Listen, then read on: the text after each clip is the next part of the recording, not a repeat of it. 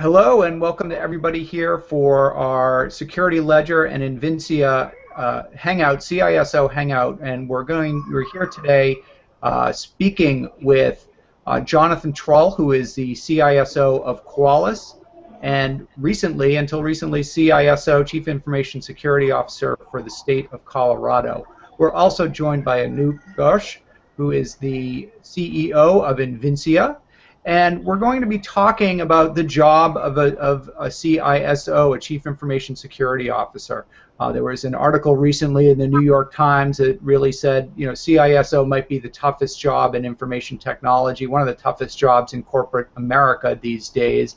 We're reading headlines about breaches at Fortune 100 firms, JP Morgan Chase, Home Depot, Target, and often in that, in the sort of follow-up to those stories is a question or a conversation about what could be done differently, what could be done wrong, what mistakes were made. Often the CISO is either the point person for those conversations or the role that people turn to and say, we need to really strengthen this role, we need to make this a more powerful position in order to prevent incidents like this happening again. So I welcome all of our viewers, and I will be taking questions via the Q&A app, so we're just going to hang on for a second here, give more people a chance to join the conversation, and then we're going to start our conversation with Jonathan Trull of Qualys and Anup Ghosh of Invincea. So stay tuned. We've got people coming online, and we're going to give them about a couple minutes to get going, and then we will start our conversation.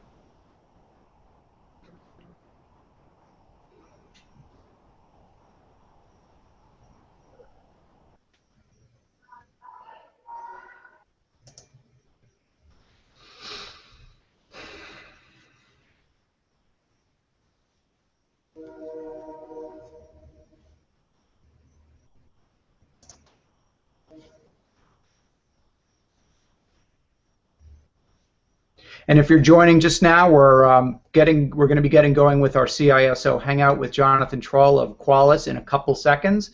We are giving viewers a chance to come online. I see the numbers are ticking up, so we're going to give it about another 30 seconds and then get going with our Hangout. We just want to make sure everybody has a chance to see it from the beginning. But I thank you all for joining. We'll be starting in just a second. Stay tuned. Use the Q&A feature on your Hangout. It's got the little voice box with Q&A in it. You can pose questions to us, and we will take those questions either during the conversation or at the end of our talk if you've got them. So we're talking with John Trull, former CISO of the state of Colorado, current CISO for the security firm Qualys. And if you've got questions for him, use that Q&A feature, and we will get to them. Okay?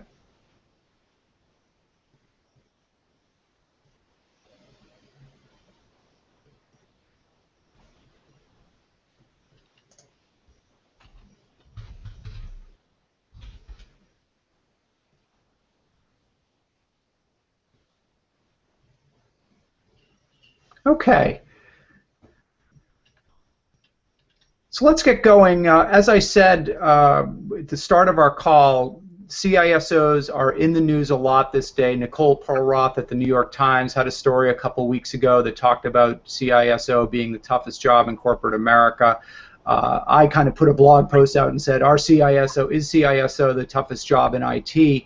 And with us today, we've got somebody who can speak a lot to the challenges of being a Chief Information Security Officer in our modern, very complex threat environment, and that is Jonathan Trull, who is the CISO at Qualys Inc., which is a security vulnerability testing firm, and is the former Chief Information Security Officer from the state of Colorado, or for the state of Colorado. Jonathan, welcome to the Security Ledger Invincea Hangout. Yeah, thanks for having me.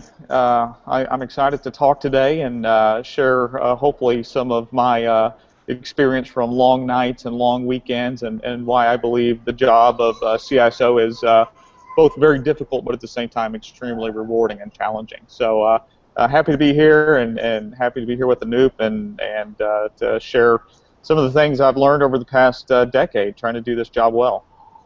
And I should add, John is a total road warrior and in fact has just disembarked from a flight in Washington, D.C. and is joining us from lovely Reagan International Airport. So if you hear some ambient noise, I think we've got him in a good place, but if you hear some background noise, that's why. But thank you, John, for tuning in and being a soldier. Also with us, we have Anup Ghosh, who is the CEO of Invincea. Anup, welcome to the Hangout. We've spoken with you before here on Security Ledger. It's great to have you back. Thank you, Paul. Thanks very much. And I'm really excited to have Jonathan as our inaugural CISO. So met Jonathan a couple of years ago when he was CISO of the state of Colorado. I think I can unequivocally say Jonathan was leading the pack in terms of state CISOs. Colorado has a tremendous program in security. Jonathan's been on the national stage presenting at the White House before, lessons learned. And probably what makes him fairly unique is, he took the time to go through the SANS critical controls, which I know most of you who are joining us are very well aware of. And he didn't just say, hey, let's do them all, because he had limited budget, something I think we're all familiar with. And I thought the way that he approached how to do enterprise security with a constrained budget in in the public sector was pretty interesting. And I've been a big fan. He's now left the state of Colorado and is with Qualys, whom we're all familiar with. And in that role, I think he's got an amazing bird's eye view of enterprise security writ large. So we're really excited to have this series of conversations with CISOs. Jonathan kicks off the first. Every month we'll do another. And Paul, I think you're exactly the right person to moderate this, and really happy to kick this off. Thanks for the vote of confidence. We'll see. John, I thought just to start off, could you just give us a short account of sort of your path to CISO? Because I would imagine when you started your IT career, Chief Information Security Officer was probably not a well-established kind of end post that you were working towards. It's a fairly new creation. So how did you get from where you started to where you are today? Yeah, no, I think that's a great question, and when you talk to different CISOs, it's amazing the different routes that they took to get there. So I actually came out of the audit field, so really started my career doing financial audits, doing performance management style audits, what we know today as SAE 16 audits or engagements. And because of my technical background, it was just kind of a natural fit for me to focus really on a bunch of different things. It was actually a really great glimpse of an enterprise, right? So focus on overall risk reduction, doing IV&V or project assessments of major IT project builds, doing pen tests and vulnerability assessments on clients, different things like PCI engagements. And then slowly, as I worked through that, I think I just had a real need or kind of interest to go more into the operational side of things. I mean, from an auditor perspective, I was always kind of on the end telling people how to do things and always getting the response back, which I fully appreciate it, which was, we don't have enough money, we don't have enough time to do all of these regulations and things that you want us to do. And so I said, well, it's time for me to eat some of my own dog food. And so from that, I transitioned into the CISO role and the security role. And I'll be honest with you, it's a very complementary kind of fit to that role, because you have both the technology background, but you kind of understand the larger risk implications that an organization has to deal with as well.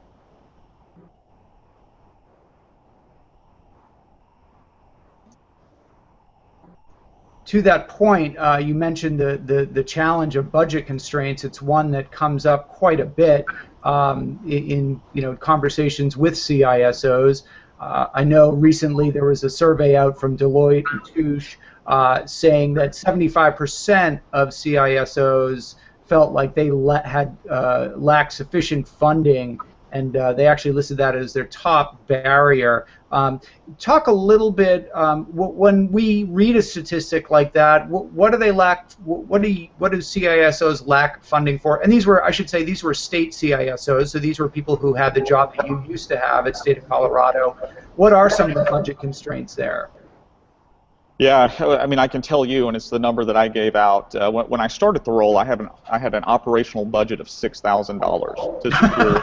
Yeah. It's pretty funny, yeah, or sad. You know, made me wonder why I took the job originally. How many users? How many state employees? So 26,000 users. And probably another 10,000 to 15,000 network devices on top of the endpoints to protect with that amount. You couldn't do that on 6K? It was very difficult to come to find out. So like you said, I mean, I think the survey is right on. I think things are hopefully getting better in the state and local government space, at least maybe in the state government space. We've had a few good economic years, so I think the budgets have been a little bit better for states. But at the same time, you're very fiscally constrained, and I think not even just state governments. I think you talk to any enterprise. I mean, I'm in the same boat now. I always wish I had more resources and more money to do things that I would like to do.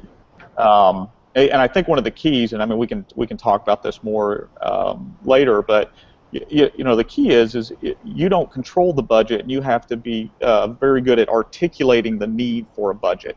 And oftentimes, you know, that's not a technical skill set. In fact, it's just the opposite. You know, where you actually have to distill the technology and the risks to a level where, in my case, you know, the people that made budget decisions were our political officials, right? So they were farmers by trade, they were accountants by trade. They were attorneys. They raised cattle, and so again, to get that budget, you know, you really have to have a really good strategy to go and convince people of the need, and then have a good case about how you're going to prove that you did a good job with that money, right? And those are all keys to securing more than $6,000. So, Paul, just a comment here from working with a lot of CISOs, particularly in the private sector, which is where John is now.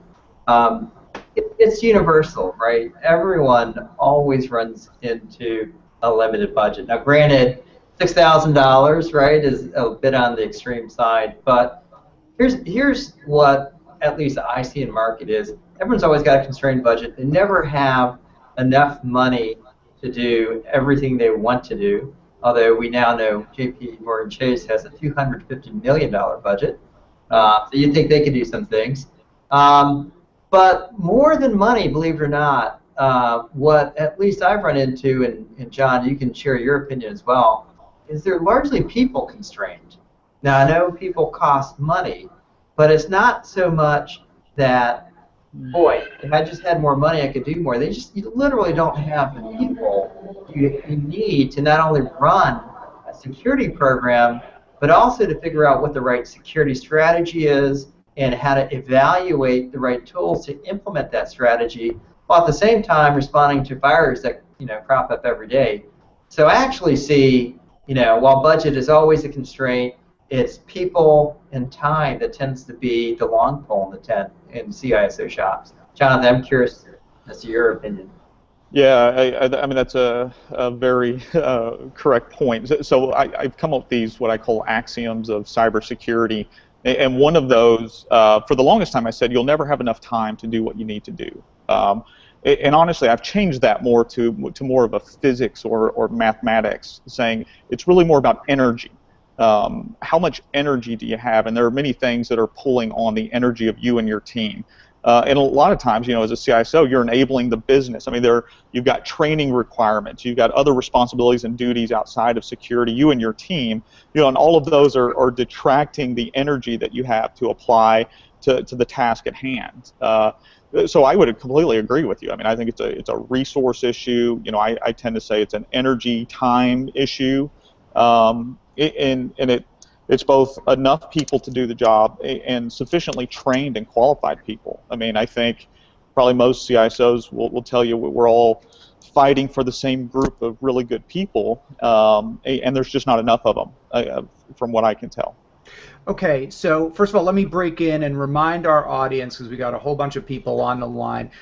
This is an interactive Hangout, and the way you can interact right now is using the Q&A feature, which is over kind of on the left-hand side of your Hangout window. You can click on that and pose questions to us if you've got them, things that John might have said, or Anup or myself, that you want us to follow up on more. And again, feel free to avail yourself of that. We are here to answer your questions. And feel free to use it. So we're talking about the lack of skills, or the skill gap. We're talking about how hard it is to find employees. John, what are the skills that you really need now? But I mean, you're CISO of a publicly traded company, which is Qualys. You were CISO at State of Colorado. What are the skills that are most in need for you on your IT team? And looking down the road, because we're on the cusp of this whole Internet of Things, what skill sets do you anticipate needing to hire for 2, 3, 5 years down the road? That's a great question. So I'll start in my mind with what I think are the crown jewel employees, those that just have the perfect mix. And in my mind, that's someone who has somewhat of a grasp of the business. I mean, they just innately can understand the business that you're in and how risk, in this case we're primarily talking about risk, confidentiality, integrity, availability, how does that play into the broader scope? They should have solid technical skills, right? Networking. I'm a big fan of people should be able to get on a command line and to be able to actually either write Python code, do some regular expressions, to go outside of the standard tool set. I mean, they have to be able to think outside of the box, so to speak, like our attackers do. And then at the same time, they have to have really good presentation skills. Again, and I'm talking about the cream of the crop in terms of talent in my mind. Those that can take some very technical issues and distill them and take them up to whether it's the CISO who they're advising, whether it's the CEO, the board of directors, the audit committee, and they can clearly articulate what the need is or what the risk is, or if there's an incident that we're dealing with, they have to be able to articulate the potential severity of that incident. It's one thing to say, oh, we had this type of malware get infected on this machine, and then a lot of people take the next step and say, well, we need to just shut down the network. It's like, right. Whoa, well, you don't understand the business. We can't do that. It would cost X million of dollars per hour of outage. So that would be kind of the crown jewels of the best. But I think all within that, I mean, I think what we're seeing, we need really good people that have a grasp of what I would consider malware, how it gets on systems, how to defeat it, because again and again, that's just the typical way that whether it's APT, nation state, cyber criminals, I don't care who it is, somehow it usually results in some type of malware getting on a system. Right. So you need that group of people that are very skilled in that. And then I would say risk and compliance, although I'm a very big fan of saying that compliance does not lead to security, but good security should lead to compliance. At the same time, you have to have people that are really well versed in those regulations, just to keep you out of legal regulatory trouble as well. And then I would say application security folks. The more that we develop, applications are developing at speeds that we haven't seen before. I mean, whether you're using cloud-based services like Salesforce or somewhere else. In fact, now a lot of this is being done by business professionals, not even application developers. And so you need people that are really skilled in cross-site scripting, SQL injection, secure coding, how to get that trained and pushed down into an organization. In my mind, those are the groups that we're really looking for right now. A little resume advice from John as well. That's a great list of qualities. John, we often hear about sort of the gap within organizations between IT and OT, between information technology and kind of operations people. Especially hearkening back to your time at State of Colorado, was that something that you encountered? And if so, for companies that might be online listening to you, is there a fix for that? Is there a way to sort of bridge that gap, given that these days, IT is not an island, nor are the operations folks, that there needs to be a lot of cooperation, information sharing, and working together? Yeah, I can definitely tell you that we had significant barriers between our operations team and our IT security team, especially, right? So security, I'm speaking for the state of Colorado, was separate from the operations group. We still reported up to the CIO, and there's a huge amount of debate in the industry about who should the CISO report to, and I think some of this kind of plays into these dynamics. But I would say operations, my experience, there's always a strained relationship in many cases there. I think depending on the structure, operations always felt like they were already busy, already overworked, and then security was saying, this is broken, you have to patch this, we're doing a new secure configuration, you need to go back and push out new configurations for all of our Windows servers. So they always felt like they were consuming more work on, I guess, what they often thought was probably frivolous risk. I think they would always make the assumption that we were trying to do the best security ever, and there was no risk to support those decisions. So we had to work hard. I see it at Qualys as well. We have to work very hard to build strong relationships between operations and IT security. And I think the better the relationship, the more effective you'll do as an enterprise security program. Is that the CISO's job? I would definitely say that that's probably one of the most important jobs. So the way I see the CISO role is really building the bridges with your ops team, building the bridges with the business, right? Because the business can throw up a lot of obstacles, especially if you're trying to. The example we always ran into is we would build a good architecture at the beginning of a multi-million-dollar new application build. For some reason, it didn't get included within the project as it was being built. It fell through, and at the end, security would say, "Well, you can't move that into production now, right?" And so the business, whoever the business owner that was either getting revenue or getting some new information from that application would lose their mind, right? They would just go crazy. Yeah, so a lot of that is making sure you have the right touch points in all of your processes for security, and that you're building all of those bridges with the teams that make your job. That's really you have a really small role, and all the other teams you're so dependent on to make you successful. Okay, we've got a question from Casey, who's one of the listeners. John, what's your stance on mobile security, and where does that fit in on your agenda? Is it a priority for you right now? Yeah, that's a great question, and this is my personal opinion, so take it for what you want. Mobile security, both at the state of Colorado and currently at Qualys, are not on the tops of my radar. Let's put it that way. When you look at kind of the current risks, at least that we see, the data breach reports that we follow, the industry advisories, it's just not as high on the radar for me as other types of issues. Now I would say that data loss broadly is a more a topic that we're trying to work on, and I think mobility is kind of played into that role, and also cloud adoption. But mobile devices particularly, that's not something that's real high on my radar at this point. So data loss, you're saying, so in the sense that if somebody loses a smartphone that's got corporate email on it or other documents, then that's a data loss problem, and that's something I am concerned about. But mobile malware and that type of stuff, not as much a concern. Yeah, not at this point. Yeah, in terms of actual compromise of the devices. Most of the compromises that we've seen of our employees, whether it was at the state or wherever, were usually through some type of phishing attack. They just happened to get the email because they were using the mobile device to respond to the email, but it wasn't actually malware embedded on the device. So again, most of it went back for us. I mean, what we saw in our experience were really human kind of errors, not even human errors, just social engineering attacks against those devices, and a lot of lost devices, a lot.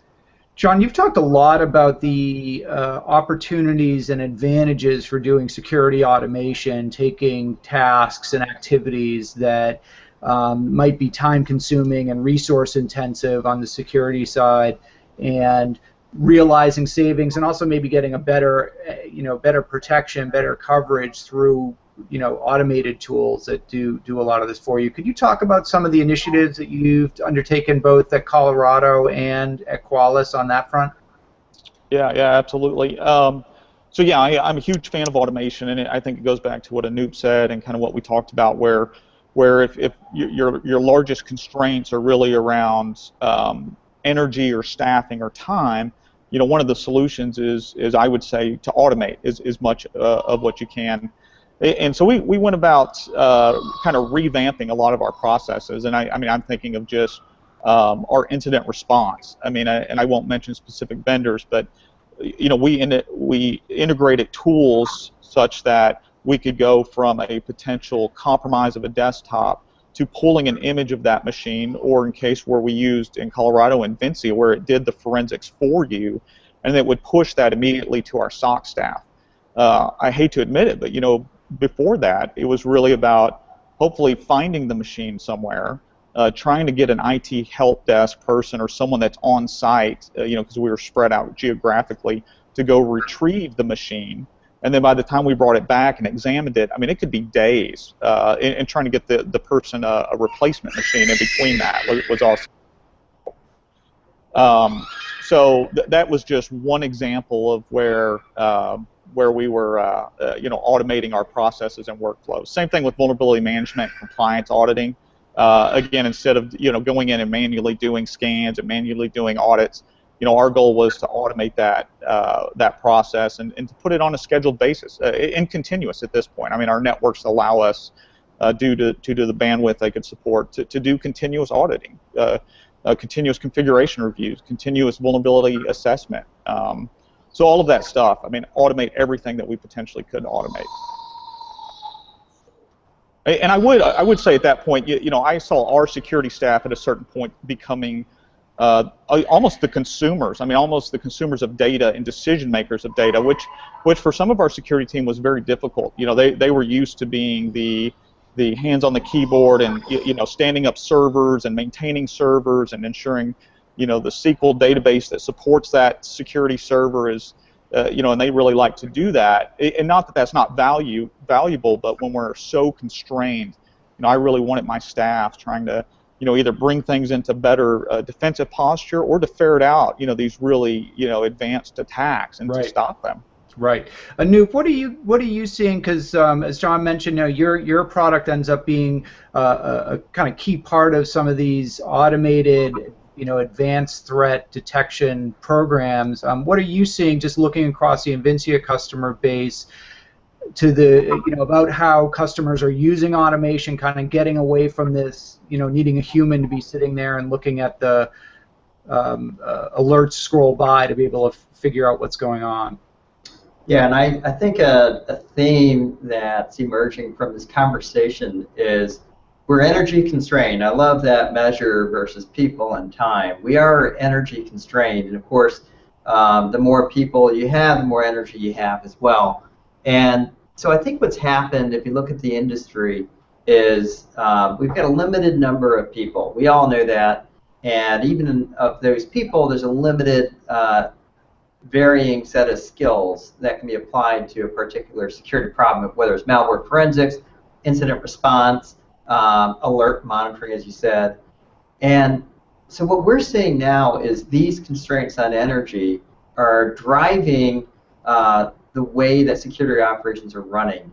To Jonathan's point earlier, there's this gap between the security team, which may be small, and the operations team, which may be larger, where you're basically having to beg, borrow, steal from the operations team to actually implement your security program. Right. And even worse, as a CISO, you have the responsibility, but not necessarily the resources to implement. And when you do, say, for instance, acquire some new technology, again, you're having to beg, borrow, steal some other group, and in that, all you're really doing is creating work for this other team, and they're going to say, no, thank you very much. I'm glad you bought something, but don't count on me to go ask my people to do more. That's one of the big challenges we see in the enterprise space. And so what we do, of course, is engage early with not only the security team, but also with the operations team, make sure everyone's equally vested in the outcome, and to make the business case to the operations team. This is why we're going to actually reduce your work factor, your energy expended around security incidents rather than grow it, right?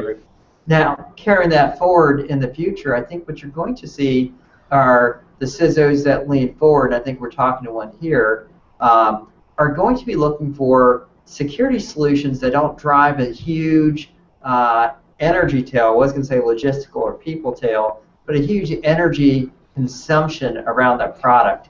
I think the industry learned when you bought a SIM product, that was just the beginning of a huge amount of people would drive and energy expended into it. If you didn't buy the people that came with the tool, you just weren't going to get a lot of value of the tool. Right. To a large extent, that's still happening in the security space, and it's incumbent on those of us who are security technology providers to make sure that we're automating as much of the security process as possible, because it brings you two things. Number one, we've got the limited energy, as we've talked about, so we can't demand more from our customers with what they just don't have, which is people.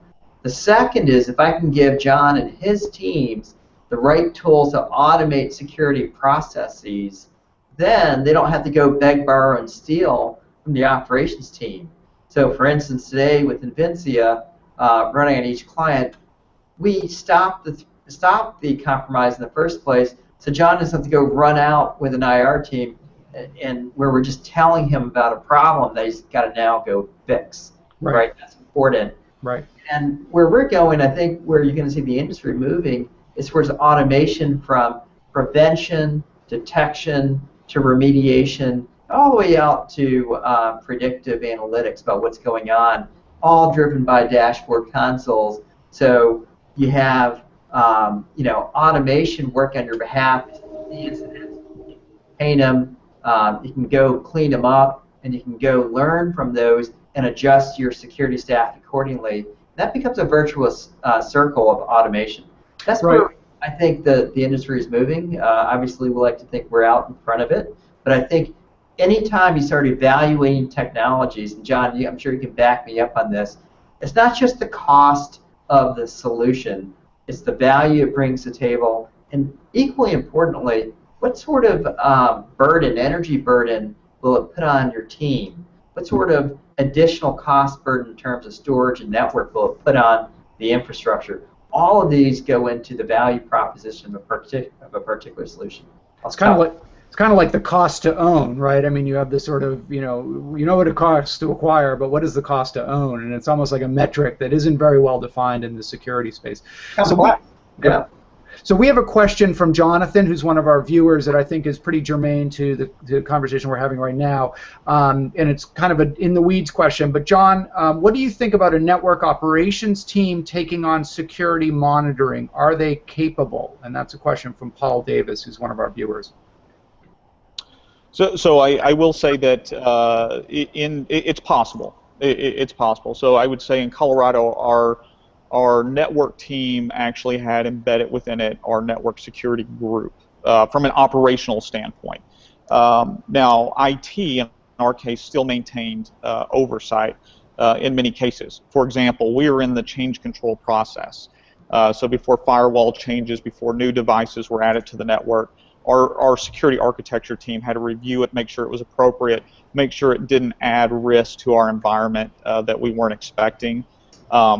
And I guess there are different definitions of that. So I think it's possible, but outside of even our network team, we had kind of a unified, what we called a security operations center team that was staffed by analysts. So and they were really the overall consumers of all of that data that was coming in. But I think it's feasible. Honestly, I think any I tell people not to worry so much necessarily about the organization. The key is what organization works best for your culture, your corporation, that allows you to get your job done. Because I don't think there is one right answer oftentimes, especially cultures and organizations are so different. I mean, I can tell you the state of Colorado to a Silicon Valley-based technology company, very different. Yes, and it's not just nicer furniture in the office. So let me break away for a second and just remind folks, if you join late, you can ask questions. There's a Q&A button that you should see there on the Hangout. If you click that, you can pose a question to us, and as you can see, we are taking those as they come in, and we'd love to hear from you. So if there's stuff you want to ask that you don't feel like has been answered or addressed, fire away. I'm going to take a question right now from Igor, who asked, John, how are you dealing with the continued proliferation of intellectual assets beyond the traditional enterprise, by which he means mobile, cloud, SaaS, beyond the traditional enterprise, and he's talking about mobile, cloud, SaaS, and hosted collaboration platforms. Like Hangouts. Yeah, like exactly. Hangouts, yeah. One of the other things that I learned, and this is more of a philosophical thing, I guess, or the way you approach security, is that people are going to consume that technology if there's a need for it, if there's enough momentum, whether security says yes or no or writes a policy. It's been my experience that people are going to consume it. In fact, your executives are usually going to be some of the top consumers of whether it's BYOD or cloud type solution, just because it does the job better, quicker. So that overall, I mean, I think I had to learn, instead of being kind of the bad cop and say, no, we're not going to consume this, to taking the stance of saying, how do we do this correctly? And I think, honestly, one of the key things you have to do is you have to classify your data. I mean, this goes back to Security 101, but you have to be very, as security people, we tend to be fairly paranoid about things, and so we tend to overclassify at times data, right? Everything's, top has to be, none of our data can leave our premises kind of situation. And so I think you have to classify, really know what's gonna ruin your business, your company, really make you lose your job, and then you put the appropriate controls around that, whether it's encryption, which I think premise-based encryption is a great way to secure the data. But there are certain types of data that you just don't want out of your boundaries, and I think there are others that you have to be more open to it and just design controls appropriately. In Colorado, we were, and I'll tell you, it wasn't my call. I mean, that's the other thing. I've learned, a lot of times as a CISO, it's not your call about what technology is adopted. You might have input, but in the state we went Google Apps for Government for 26,000 users, and we had to move very quickly to go from no, we don't want to do this, to then actually establishing all the appropriate security policies, procedures, workflows. Did we need new technology? What kind of data were we going to allow people to transmit within Google or store within Google Drive? So I would just say you have to be very proactive with the business, and there's some data, but it's probably very rare for most organizations that you don't want outside. And that's the stuff that'll ruin your business. I think everything else, you just have to work with the business and your IT group and come up with some solutions, right, to enable them to do their job in a secure manner. And unfortunately, no matter what we do, data has a tendency to get out. I mean, I hate to say that, but I look, I mean, when I've studied cloud computing versus on-premise computing, I had equal number of issues with on-premise computing. So whether it was an IT person that decided to take a backup of a server home with them and leave their car unlocked, and it got stolen, and they didn't encrypt the hard drive. I mean, there are so many points of failure in there. So I haven't seen really huge differences other than legal compliance. But do your due diligence, right? You don't want to put your credit cards in a basement of someone's first cloud server down there. Right. And I think there's data that shows it's still, whether it's healthcare or other verticals, still one of the leading sources of data breaches is lost and stolen devices. It's not necessarily high tech. It's pretty low tech. People leaving stuff in cabs, leaving stuff, getting stuff stolen from them. Yeah. That contains that data. So yeah, absolutely.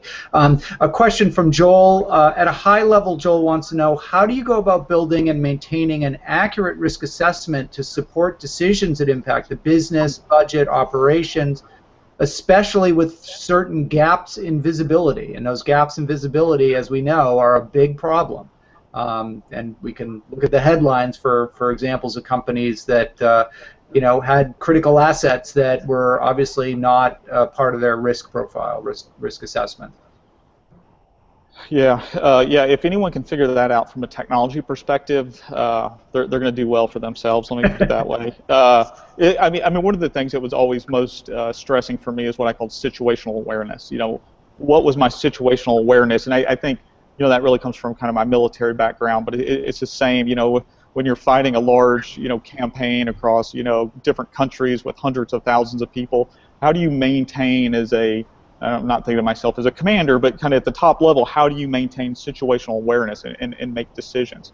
And that's very difficult. And I would say we strove to do that the best that we could through passive and active scanning, asset inventories, network access control type of technology, port security, things like that.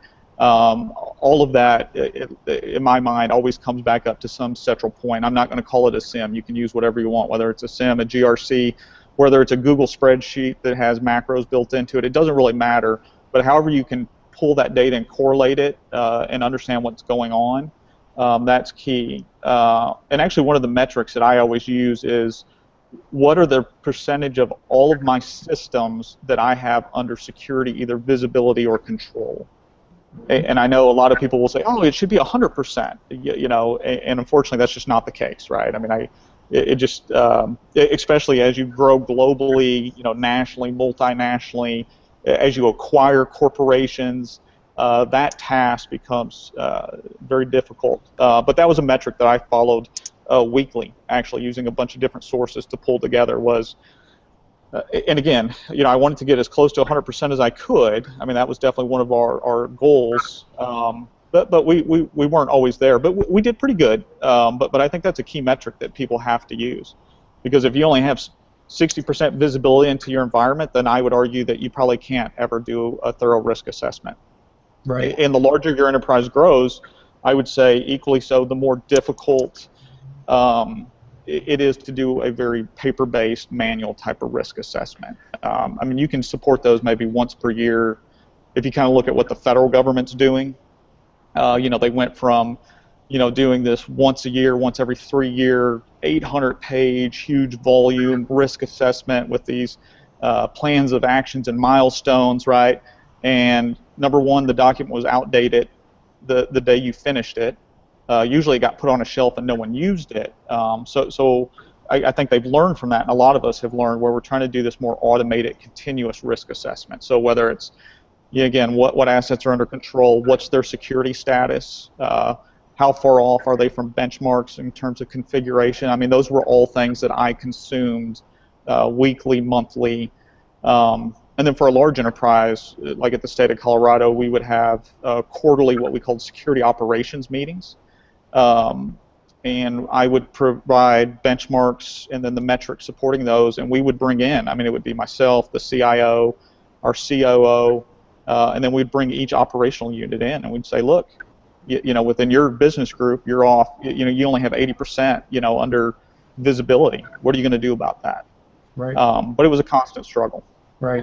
It's like the known unknowns, right? So you're actually at a better position if you just know about the assets that you aren't able to actively manage than kind of sticking your head in the sand and saying, well, we know there's stuff out there that we don't see, but we're just going to pretend like it doesn't exist. So it's actually kind of an evolutionary step forward to say, yes, these are not under active management, and we know about them, and we're kind of striving to bring them under management, right? Yeah, exactly. Yeah, I think, I always do an informal kind of strategic risk assessment in my mind, and again, that's just consuming all the data that's coming in and saying, last month we had 10 lost laptops. I'll be honest with you, if those laptops weren't encrypted, those all would have been data breaches, right? I mean, so many times, even the incidents and the metrics kind of led me to more of an informal. Again, it's not a perfect science. In fact, one of my mentors said, if someone ever asks you what your risk posture is, just tell them 7. And I said, well, why 7? And he's like, because no one really knows. It's like no one, as your enterprise grows, no one can really tell you. And what does 7 mean? It means one thing to you, it means something to someone else. So that's a tough problem that we still have to solve. You're an advocate of using SANS critical controls and I don't know, OAuth SOC 10. I mean, there are many different lists and metrics that you can measure yourself by. Are there any in particular that you found really useful to kind of shape your assessment of risk for the assets that you do manage? Yeah, I am a huge advocate of the SANS critical controls. In our strategy in Colorado, as we kind of shape that organization, is to implement the first 5 of those critical controls to a percentage of 98% or greater on any given month. I mean, that's how we knew when we had completed supposedly that point. And then obviously we track that metric overall to make sure what was going on. One metric that I always used about how good our malware protection was is number of machines per month that had to be re-imaged due to a compromise. And again, that usually came from our operations staff and some of our security staff, but I could kind of watch that gauge to say, if I'm getting a large percentage of my inventory is being affected by malware, then something's wrong. I've got a problem. Either my network security is not sufficient. I've got teleworkers who aren't connecting and they're not getting updates to their antivirus sufficiently. I also looked at some things around. I have to admit, we did an overall what we would call percentage compliance with our configuration policy. I'm a huge advocate for secure configurations. I think we can eliminate a lot of problems by having a really solid configuration for every type of device, so whether it's a server, desktop, laptop, and so we would audit those religiously. And again, for our metric, it had to be greater than 98% compliance for us to feel comfortable. But those were some of the overarching things that we used. I can tell you one measure that I don't like very well, but a lot of people use, is the percent of your budget spent on security. A lot of people like to have that as a measure. Yeah. Personally, I don't think you can, spend money terribly. I mean, you can choose the wrong things. I mean, you can make some very bad decisions. So I don't think that metric is too good. I mean, it helps kind of gauge you against your peers, but I don't think that should ever go into a risk score, in my opinion. Anup, I know you had a really interesting post just this week on some kind of common not logical fallacies, but errors of thinking that tend to persist in the security space. One of those was obviously that you can patch your way out of security. The other, that you can train users to be more secure. And you're a skeptic on both those issues. Talk to us. Yeah, so I'd like to tie it back to the discussion we just had around visibility, right? So it's certainly really important for you to be able to assess your posture in security, and one of the ways, of course, is measuring your patch level, and certainly a lot of us are measured on that when you run an enterprise organization. And for compliance, you have to do it. But myth one was that you can patch your way to security. And what we have seen in practice is, while it's relatively straightforward to patch operating systems, it's extremely difficult to keep your applications patched and even plug in. So, the number one application that we see unpatched or plug in this case is Java. And the statistics bear it, right? So even if you look at Java 1.7, 42% of the enterprises out there are running unpatched versions of Java 7. And the reality is there's a whole bunch of Java 1.6 and 1.5 out there. And it's not because these organizations have security leaders that don't understand their risk posture. it's simply that they understand in order to implement the business processes like payroll, timesheets, CRM, intranet applications, these applications were typically built on older versions of Java that are no longer current and also are not compatible with the current versions. And so they've had to live with unpatched software. So you see huge percentages of unpatched Java, unpatched IE, unpatched Adobe throughout the enterprise. And by the way, those are your top attack surfaces as well. The second myth was that you can train your users not to do stupid things. And of course, this goes towards a point of spear phishing. And I know, Jonathan, when I walked through your halls in Colorado, you had posters. And I remember this back from my days in the Department of Defense. We would have the posters around, loose lips sink ships, right? To remind people not to discuss classified information. In enterprise shops, you see posters that remind them what a phishing email looks like. Don't fall victim to it. And as we all know, this is National Cybersecurity Awareness Month. We're seeing a lot of programs around cybersecurity awareness. So of course, I'm fully supportive of those efforts and the folks that are behind those efforts. But we shouldn't delude ourselves into believing that we can train our users not to click on links, not to open attachments every time, because they will. In fact, in the post I showed Verizon that shows you pretty much will guarantee someone will click on a link or open an attachment when you get to 17 different users. So that's a really important point. And the third one, which is probably at least equally controversial, was this notion that threat sharing by signatures can be targeted attacks.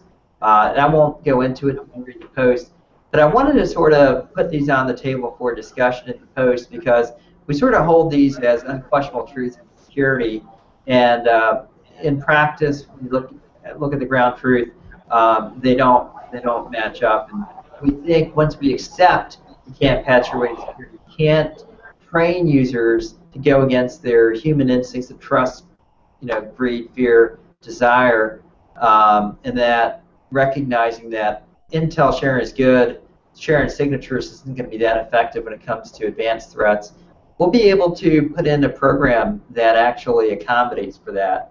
So that was sort of the point of saying, hey, let's work with the ground truth. Let's realize that we do have unpatched Java and IE in the enterprise. Let's adopt solutions that allow us to run those applications because we have to, without inheriting those attack surfaces. Right, and it's so funny, I mean, you look at the, when you dig into these, APT-style attacks or sophisticated and persistent attacks against even sophisticated organizations, it's almost always one of those three issues that is the kind of in part of the root cause, right? So either it's employee got phished, or an unpatched application using some common software, like Java, got hacked, or it's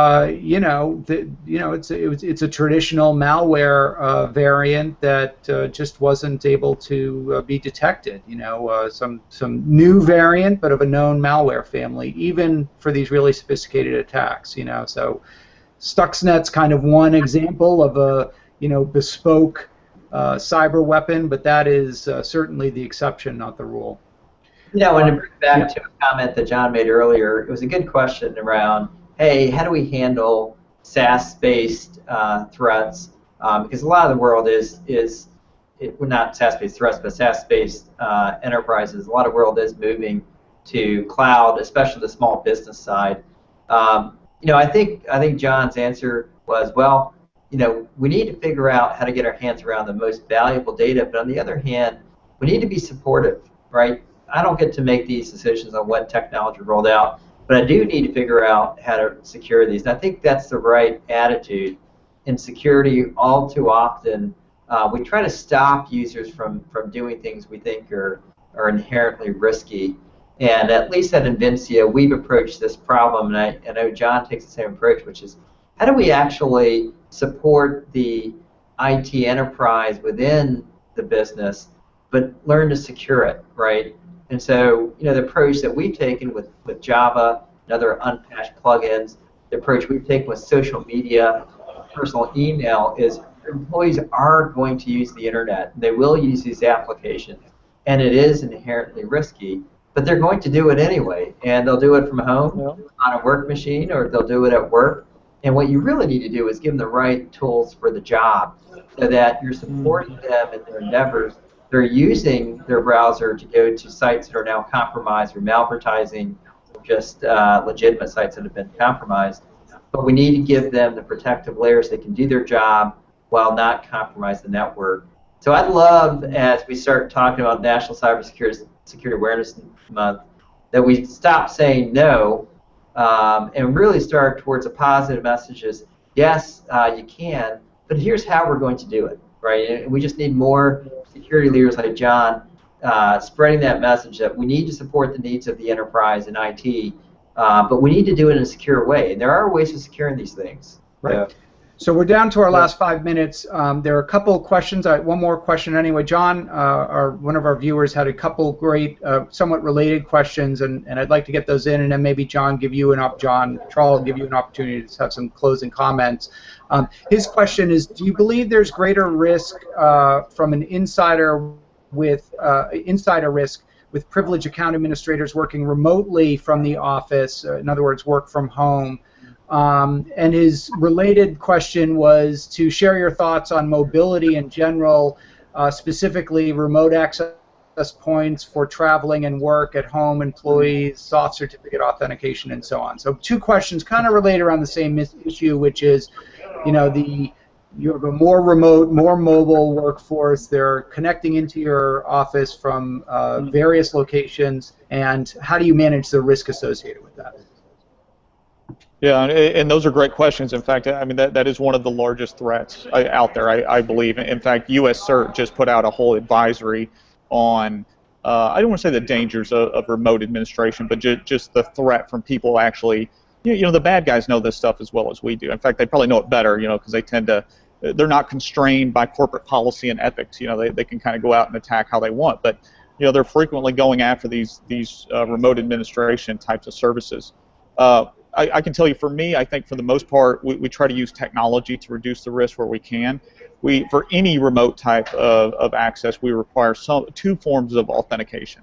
And I won't go into the products, but whether it's a certificate-based plus a password, whether it's an actual dongle or a key, hardware-based, or whether it's the SMS codes that can be texted to you, our goal, and we've seen a big reduction in the risk and the types of infections by requiring that 2-factor type of authentication. In some places, we have tried to look at, do you assessing the status of the device they're connecting with and making a decision about whether they can connect or not.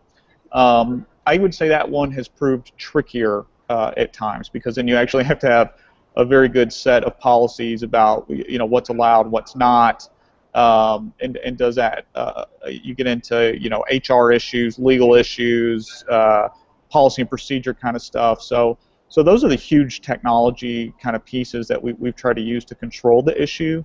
And then account lockouts are big for us. I mean, honestly, still a lot of it is just happening through pure brute forcing and default passwords. I mean, I hate to say it. I wish those days were gone, but I think as Anup said, one of my philosophies, and it's not just our user, it's actually our IT staff as well, you have to assume that they're going to make a mistake.